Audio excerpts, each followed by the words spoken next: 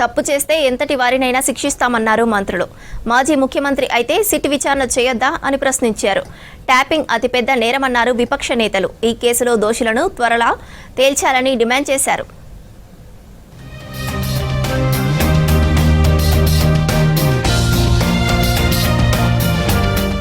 తమ ప్రభుత్వం ఎవరిపై కక్ష సాధింపు చర్యలకు పాల్పడదన్నారు డిప్యూటీ సీఎం బట్టి విక్రమార్క.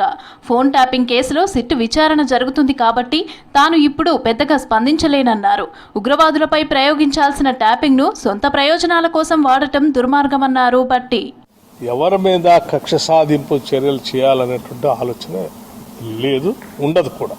ఎవరైనా అట్లా భావిస్తే అది వారి ఆలోచనకు అనుగుణంగా అట్లా ఆలోచన చేస్తున్నాం తప్ప మాకెవరికి, ఈ ప్రభుత్వానికి కానీ ఎవరికి అటువంటి ఆలోచన లేదు. తప్పు చేస్తే ఎవరినైనా విచారించే అధికారం ప్రభుత్వానికి ఉందన్నారు పీసీసీ చీఫ్ మహేష్ కుమార్. విచారణలో కేసీఆర్కు ఎందుకు మినహాయింపు ఇవ్వాలని ప్రశ్నించారు. ప్రజాస్వామికంగా ప్రభుత్వం నడుస్తోందన్నారు మహేష్ కుమార్. ఇది ప్రజాస్వామ్యమైనటువంటి ప్రభుత్వం. మీరేం రాజు కాదు, రాజరిక పాలన లేము. మారుమూల గ్రామంలో ఉన్నటువంటి ఒక సామాన్యుడికి ఏ రకమైనటువంటి చట్టం వర్తిస్తుందో అదే రకమైనటువంటి చట్టం మీకు కూడా వర్తిస్తుంది. గత 10 ఏళ్ల పాలనలో ఫోన్ ట్యాపింగ్ ను బీఆర్ఎస్ ఆయుధంగా మలుచుకుందన్నారు మంత్రి పొన్నం ప్రభాకర్. తప్పు జరిగినప్పుడు ఏ స్థాయి వ్యక్తులనైనా పోలీసులు ఎంక్వైరీ చేస్తామన్నారు. తమ ఫోన్లు ట్యాప్ అయ్యాయన్న బీజేపీ నేతలు ఇప్పుడెందుకు మౌనంగా ఉన్నారని ప్రశ్నించారు మంత్రి వాకిటి శ్రీహరి. ఇలా మీరు మాట్లాడుతున్నటువంటి విధానం, ఏదో కాంగ్రెస్ పార్టీ వేధిస్తుందని చెప్పే విధానం, ఇది శుద్ధ తప్పు, అబద్ధమని మాట్లాడుతున్నాం. అదేదో ప్రభుత్వం మీద బురద జల్లే కార్యక్రమం పెట్టుకోవడం, దీనికి మన రాష్ట్రం అంతా బంధులు నిరసనలు చేయడం, దేనికి బంధు? ట్యాపింగ్ తీవ్రమైన నేరమన్నారు కేంద్ర మంత్రి కిషన్ రెడ్డి. ఇందుకు కారణమైన వారిని కఠినంగా శిక్షించాలని డిమాండ్ చేశారు. ఇప్పటికే దర్యాప్తు ఆలస్యమైందన్నారు. తన భర్త ఫోన్ ట్యాప్ చేశారని స్వయంగా కేసీఆర్ కూతురే చెప్తోందన్నారు కిషన్ రెడ్డి. ఇది చాలా తీవ్రమైనటువంటి నేరారోపణ కూడినటువంటి కేసు.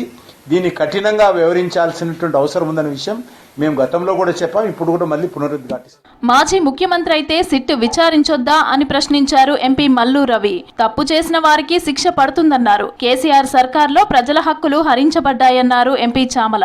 సొంత అల్లుడి ఫోన్ ట్యాప్ చేసిన దుర్మార్గుడన్నారు చామల. ఈ టెలిఫోన్ ట్యాపింగ్ ని బీఆర్ఎస్ పార్టీ ప్రభుత్వం కానీ అధికారులు కానీ సపోర్ట్ చేస్తున్నారా? ఈ ధర్నా చేసే వాళ్ళు కూడా సపోర్ట్ చేస్తారా?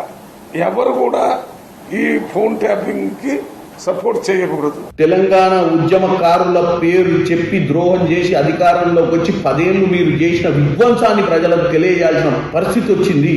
కాబట్టి ఈ డ్రామాలు ఆపండి, సిట్టుకు సహకరించండి, తప్పు చేస్తే తప్పని ఒప్పుకోండి, శిక్షను అనుభవించమని కోరుకుంటున్నాను.